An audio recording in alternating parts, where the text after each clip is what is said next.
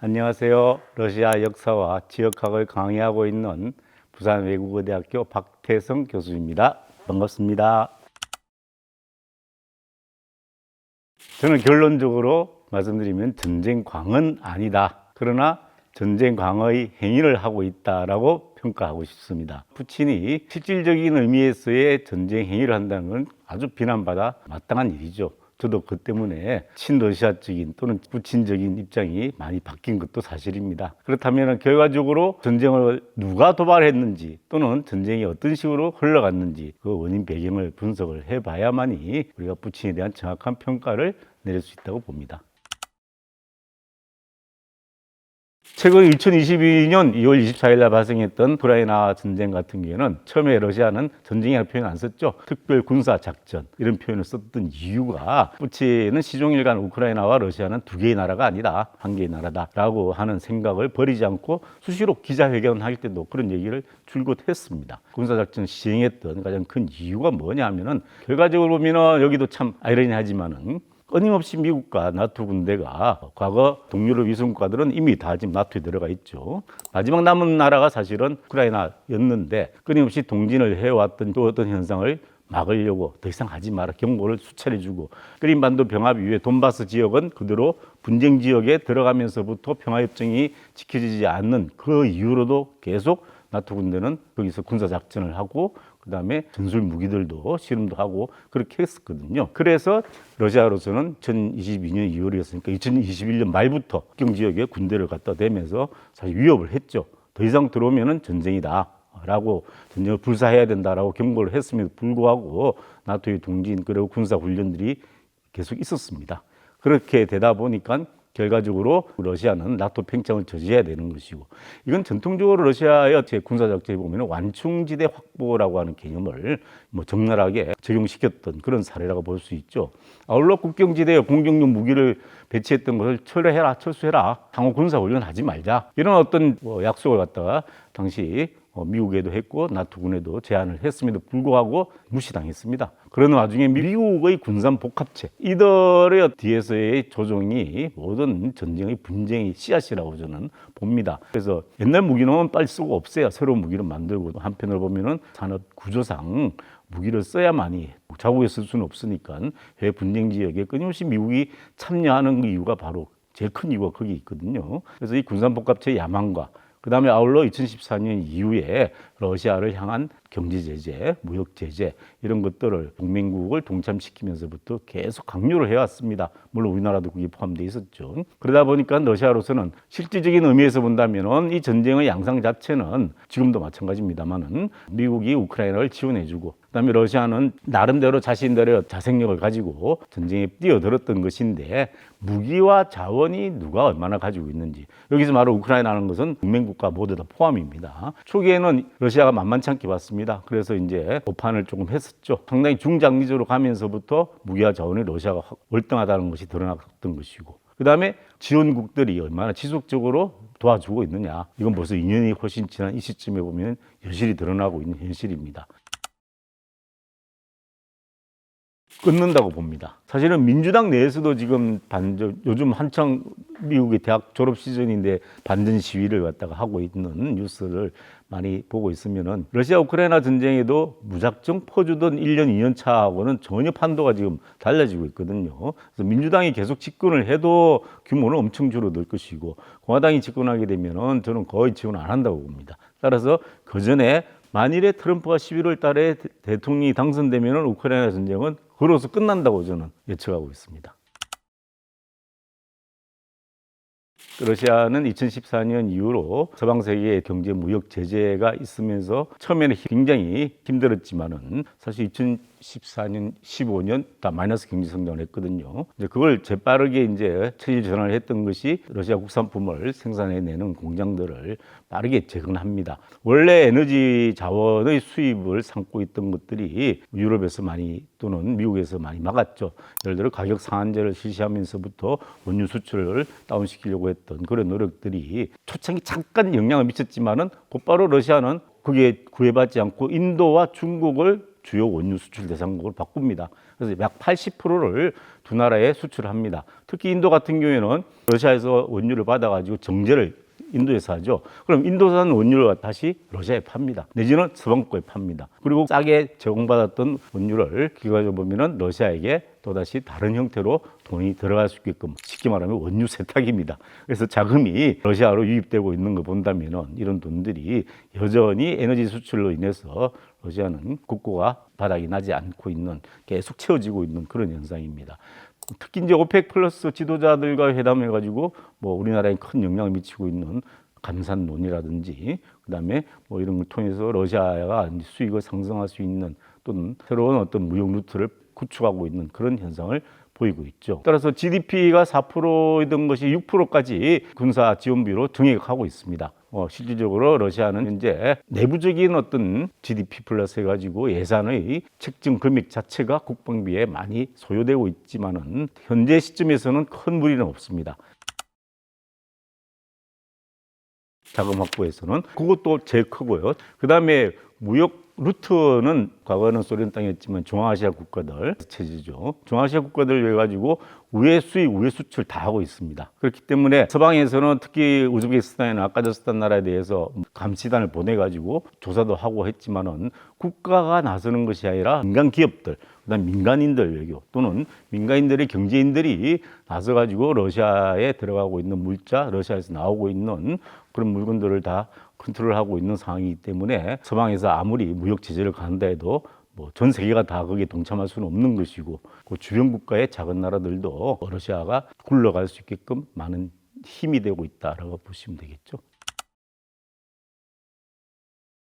3월 15일, 16, 17, 4월 동안에 대선이 치러졌죠. 그러면서 뭐 유례없는 참가율, 그다음에 또 지지율이 올라왔습니다. 87%의 찬성을 받았다. 이거 민주주의 국가에서 상당히 조작 아니냐라고 얼마든지 의구심을 가질 수 있습니다. 그리고 또 특히 그 예를 든 것이 가장 시발생 가능 지역의 29군데를 선정해가지고 전자식 투표를 했습니다. 이런 것들이 결국은 러시아 정부가 조작을 위한 블랙박스 방법을 동원한 거 아니냐라는 식으로 비난을 했었습니다. 그러나 지금까지도 뭐 정확한 사례가 나와 있는 그런 것은 밝혀지지 않고 있습니다. 그럼에도 불구하고 바로 이튿날 끝나고 난 다음 날이죠. 붉은 광장에서 푸틴이 연설을 합니다. 잃었던 땅이 우리 고국으로 되돌아왔다. 영토 확장을 위한 싸움은 끝나지 않았다. 러시아 우크라이나 전쟁을 하고 있는 이 시점에 저런 표현을 했다는 것 자체는 우크라이나의 전쟁을 갖다가 계속 처음 의도대로 끝까지 밀어붙이겠다라는 의지를 밝혔다고 볼 수 있습니다. 그럼으로써 이제 국내 정치는 더욱더 엄격하게 통제가 되고 언론 국민 동원도 뭐 강화될 수 있는 여지를 남겼고 특히 측근들의 신진 매파들을 기용하면서부터 더 강경 노선으로 나갈 수 있는 여지를 확보했다라고 볼 수 있습니다. 그 이어서 3월 20일 날 IS 크루스크 테러가 있었죠. 크루스크가 뭐냐면 뉴러시안들이 자신들의 어떤 상징적인 건물 매년 거기에서 화론 전시도 일어나고 그다음에 그들이 집단적으로 행사를 많이 하는 그런 빌딩입니다. 그 공연장에 총격 테러가 있어서 굉장히 큰 충격을 갖다 주기도 했었던 사건이 137명이 공식적으로 사망했다고 인원이 나왔으니까 그래 본다면은 이 당시 사태 같은 경우에는 의도되었던 어떤 테러는 아니었지만은 푸틴 같은 경우에는 충분히 예측 가능했었던 그러한 조짐이 있었음에도 불구하고 테러를 통해 가지고 또 한번 국민들을 단계시키고 있는 그런 사례도 보여주고 있습니다. 지난번 3월 달에 IS 테러 이후에 공식적으로 러시아는 테러와의 전쟁을 또 한 번 선언합니다. 그러면서 테러분자 4명의 국적은 따지스탄이 있는데 실질적으로 이게 따지스탄이 4명이 범인으로는 밝혀졌지만 그들이 도주 행로는 우크라이나로 가다가 잡혔기 때문에 우크라이나가 배후 세력이다. 자, 이건 하나의 빌미죠. 5월 9일이 러시아 성전 기념일이었습니다. 그래서 이제 이 기념일을 맞춰서 러시아는 또 한 번 대대적인 공세를 펼친다라고 지금 했지만은 공식적인 행위는 아직까지 일어나지 않고는 있습니다만은 현상 유지를 위해서 러시아는 굉장히 전방위적으로 군사 동원령을 내리고 있습니다. 따라서 1년차, 2년차 때 파죽지세로 몰리기도 했고 또 우크라이나 군대가 서방의 지원이 끊겼을 때 요새를 면치 못했던 공방전에서 지금 현재는 정체적인 성격을 많이 보이고 있죠. 하지만 러시아는 미국이 소위 말하는 하원에서 지원책이 통과됐고 특히 11월 달에 미국의 대선이 있습니다.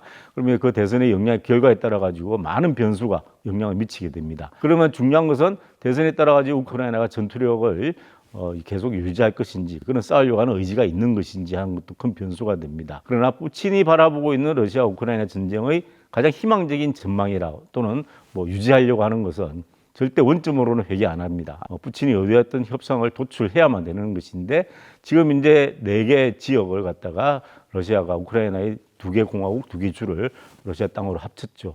러시아 대통령 선거에도 참여했습니다. 그 지역의 절반 정도가 바로 동부해랑이라고 하는 전략적인 용어를 쓰고 있는데 크림 반도로 향하고 있는 육로로 갈 수 있는 그런 안정지대를 갖다가 러시아는 확보하려고 합니다. 전략적으로 확보를 되면 휴전이 가능하지 않을까라고 보는데 저는 그보다는 젤렌스키가 어쨌든 서둘러서라도 다른 형태의 국제적인 동조를 얻으면서 더 길면은 서방의 지원은 이제 점점 더 멀어집니다. 그럼 더 비참한 끝을 맞이할 수가 있을 텐데 그보다는 좀 더 선도적으로 떼줄 거 좀 떼주고 우크라이나 땅이 그만큼 좀 날아간다 해서 제가 보기에는 크게 경제적으로 마이너스는 아니라고 보거든요.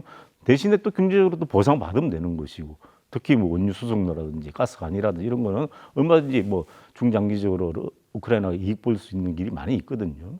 그런 타협에 의해 가지고 저는 전쟁이 종결되는 것이 제일 합리적이라고 봅니다. 당연히 있죠.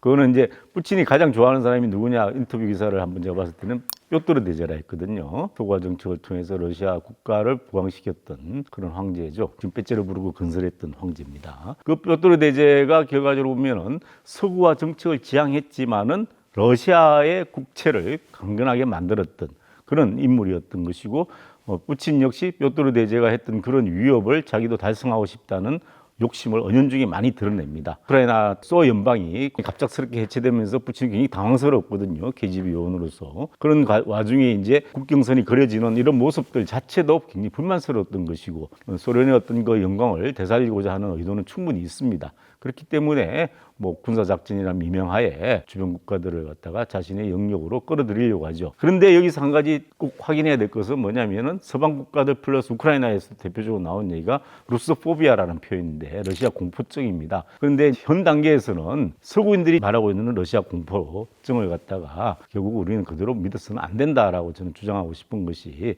러시아는 러시아 나름대로의 명분과 그 다음에는 자신들의 국익을 위해서 국경선을 확보하고 그다음에 위협이 될 수 있는 나토 군대를 견제하고 있는 그런 외교 정책을 펴왔던 것인데 여기 자꾸 찝쩍거리고 그다음에 러시아로 하여금 군사훈련 또는 내지는 군사 전략을 펼칠 수밖에 없게 만드는 것이 결과적으로 보면은 저는 미국의 벼슬이라고 봅니다. 그렇기 때문에 푸틴의 야심도 당연히 적용했다고 저도 생각을 합니다.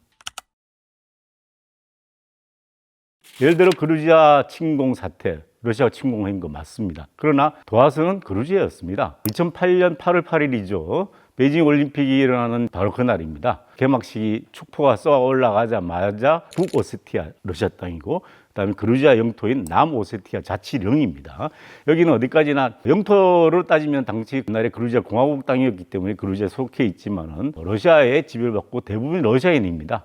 러시아의 영향권이 있는 그런 지역인데 이 지역을 침공합니다. 그루지아 군대가. 자, 이 소식을 듣고 베이징에 와 있던 푸틴이 당시 총리였음에도 불구하고 모스크바로 바로 밤 비행기로 타고 들어갔어야 다음날 새벽에 침공 작전, 군사 작전을 벌이거든요. 그래서 5일 만에 전쟁이 끝납니다. 결과적으로 보면 이 전쟁이 굉장히 비참한 전쟁 그리고 엄청난 폭격을 퍼붓기 때문에 드빌리시 같은 경우에는 굉장히 파죽지세가 되었고 감히 전쟁을 왜 했을까 싶을 정도의 아무런 의미 없는 도발이었다라고 본다면은 러시아가 먼저 침공하지 않았다는 사례는 분명히 나타나 있습니다. 그다음 시리아 같은 경우는 좀 더 복잡하죠. 사실은 2011년에 시리아 정부군은 실질적으로 아시다시피 이슬람의 시아파 반정부군은 순니파인데 강경 노선을 걷던 이 순니파를 인근 아랍 국가들 플러스 IS 조직 많이 알려져 있습니다. 이 조직들이 지원을 합니다. 그래서 시아파의 집권 세력들을 쿠데타로 쓰러뜨리려고 하는 차제에 시리아 정부가 말을 듣지 않게 되자 미국이 먼저 사실은 군대 개입을 합니다. 2014년이었거든요. 자, 이때 재미있는 사실은 푸틴은 미국이 개입하고 있는 시리아 내전인데 어디까지나 여기에 러시아가 어떻게 해야 될 것인지 그리고 향후 이 지역 정세를 어떤 식으로 끌어가야 될 것인지를 망설이다가 당시 프란치스코 교황과 회동을 합니다. 물론 그 당시 회담이 공개적으로 나온 건 아닙니다만은 그런 식으로 좀 평화적으로 뭔가 모색도 한번 해봤지만은 크림반도 병합 사건과 사실은 굉장히 맞물려 있는 그런 시기였기 때문에 러시아 역시 그 다음에 2015년에 군대를 파병하면서도 내전이 이제는 국제전쟁으로 번지고 있었던 그런 사례. 이 역시 저는 내전에 먼저 개입했던 미군이 자초했다라고 평가를 내리고 있고 크림반도도 2014년 3월 달에 병합이 되었던 것인데 사실 우크라이나 역사에 보면은 굉장히 머리 아픈 지역입니다. 어떤 의미에서 본다면은 서방 세력과 그 다음에 친러시아 세력의 대통령 플러스 정부 조직들이 교대로 계속 비합법적인 방법에 의해서 정권 교체가 많이 됩니다. 2004년에 오렌지 혁명에서부터 해가지고 2013년에 유로마이단 반정부 시기까지 10여 년 동안에 엄청난 많은 파동을 겪으면서 유혈 사태가 많이 벌어졌거든요. 역시 2013년 말 12월에도 결국 대통령이 탄핵되고 당시 우크라이나의 대통령 탄핵되면서부터 크림 공화국은 행정구역상 크림 자치공화국입니다. 다른 주하고 지위가 다릅니다. 그래서 크림 자치공화국에 러시아인들이 또 훨씬 더 많이 있었거든요. 따라서 자신들의 공화국 법에 의해 가지고 분리 독립을 주민투표를 실행합니다. 당시 97%라고 하는 막대한 찬성률을 받으면서 우리는 우크라이나 정부에 예속되지 않겠다. 따라서 우리 독립한다 하면서 바로 러시아에게 우리를 러시아로 편입시켜달라라고 당시 크림공화국 대통령이 요청을 합니다. 뭐 러시아로서는 아주 좋은 기회였죠. 푸틴은 바로 하원 상원 통과해서 이틀 만에 병합을 선언하고 시작을 했거든요. 자, 이래 되자 문제는 그 다음입니다. 물론 당시에 이제 비공식 자료에 의하면은 러시아 군대가 들어갔니 많이 하지만은 크림반도의 병합 문제는 그런 식의 어떤 평화적인 주권의 선택에 의해서 크림 공화국의 주민들이 선택했던 것인데 다음은 지금 이제 핫 이슈가 되고 있는 지역의 돈바스 지역이라고 하는 이 지역 역시 주민 투표를 합니다. 그런데 돈바스 지역도 러시아인들이 많이 살고 있고 또 러시아의 영향력이 미치고 있던 지역이었기 때문에 러시아로서는 뭐 좋은 일이지만은 실질적으로는 반대를 받아들이지 않습니다. 왜? 푸틴도 사실은 뭐 염치도 있고 그다음에 크림은 정말 중요한 요충지였기 때문에 돈바스 지역까지 하게 되면 국제 분쟁으로 갈 수 있는 소지가 많았죠. 따라서 우크라이나 정부가 정부군을 파견해서 반군을 소탕합니다. 이 반군의 대부분의 사람들이 다 친러시아적인 사람들이었거든요. 그래서 이때 공식적으로 러시아가 반군의 러시아인들을 보호한다는 명분 때문에 군대를 파병하게 되죠. 그래서 4년 한 해는 여름 동안 격렬한 전쟁을 벌이고 가을 9월 달에 벨로루시아 수도 민스크에서 이제 평화협정을 체결합니다. 그 다음이 문제죠, 사실은. 협정을 체결했으면 어느 정도 도장을 찍었으면 양쪽 쌍방이 약속을 지키면서 그게 평화적으로 유지를 해 나가야 되는데 우크라이나 정부군이 그러지 않았거든요. 그래서 결론적으로 보면은 도발이 먼저 누가 도발했는지에 따라서는 러시아는 상당히 수동적이면서도 적극적으로 그렇게 나갔다라고 저는 생각합니다. 러시아와 우크라이나는 사실적으로 별개의 나라라고 러시아 연구하는 사람도 생각하지 않고 그다음에 특히 러시아와 우크라이나에 살고 있는 주민들 그다음에 정치인들 하나의 나라 하나의 민족이라고 생각을 많이 해왔습니다. 그 이유가 바로 러시아 역사의 시작은 키예프 루시라고 하는 나라에서부터 시작이 됐거든요. 그러던 것이 이제 몽고족의 침략에 의해서 1240년 키예프 바투칸에 의해서 멸망당하고 난 뒤부터는 본격적으로 모스크바 중심의 북동부 세력들이 성장하면서부터 지금의 러시아가 급성장을 하기 시작했습니다. 그동안에 그러면 키예프 지역, 지금 현재 우크라이나 중심지 땅은 폴란드가 지배해왔기 때문에 폴란드와 러시아는 오랜 경쟁 국가죠. 지금도 아마 동유럽 국가에서 폴란드가 러시아를 제일 싫어합니다. 그래서 폴란드를 지배해왔지만은 17세기 중반에 안드루소브 조약이라고 하는 조약에 의해서 양국군이 충돌해서 싸움을 하다가 폴란드와 러시아가 분할 통치를 했던 것이 어디가 국경이냐면은 바로 키예프 가운데를 흐르는 드네프르 강. 그래서 드네프르 강의 오른쪽은 러시아가, 왼쪽은 폴란드가 다스리면서부터 지금 현재 우크라이나 땅은 거의 반분이 되면서 그 영향 속에서 하나는 정교의 문화권, 하나는 가톨릭 문화권 이렇게 성장을 해옵니다. 그러다가 100여 년 뒤에 완전히 우크라이나 땅이 러시아에 합해지죠. 그러면서 1917년 혁명 이후 23년에 소비에트 연방이 탄생하면서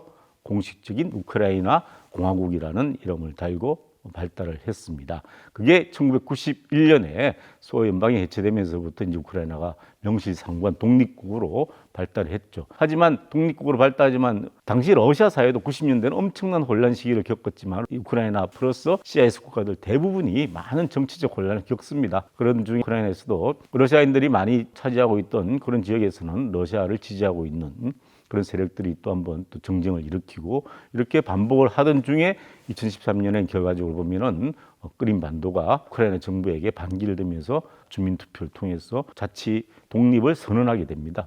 이때부터 본격적으로 이제는 러시아가 우크라이나 지역에 개입을 했던 것이죠. 주민들 자발적인 의사를 존중한다는 명분 속에서 병합을 시켰고, 반면 지금 한창 전쟁을 벌이고 있는 돈바스 지역에는 주민들은 원했지만은 러시아는 그 당시에는 합병하지 않았습니다. 그 뒤에 이제 10년의 세월을 그 협정이 지켜지지 않고 있고 계속 나토 군대가 우크라이나 땅을 밀고 들어오고 있는 그런 세력에 위협도 느꼈고, 한편으로 본다면은 러시아의 전략적인 선택이라고 볼 수 있습니다.